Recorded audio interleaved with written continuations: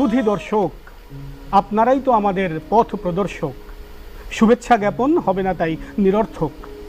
ঈদ মানে আনন্দবর্ধক, দিতে চাই আজি অনুষ্ঠানে এক চিত্তাকর্ষক। তবে বিজ্ঞাপন বিরতি হয় লোমহর্ষক। আমাদের অনুষ্ঠানে নেই কোনো তাই বিজ্ঞাপনের বাধা।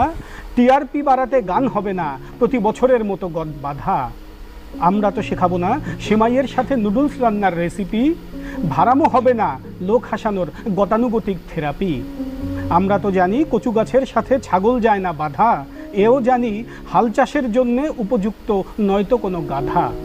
আমরা এখানে ছড়িয়ে দেব বিতর্কের আলোক আভা।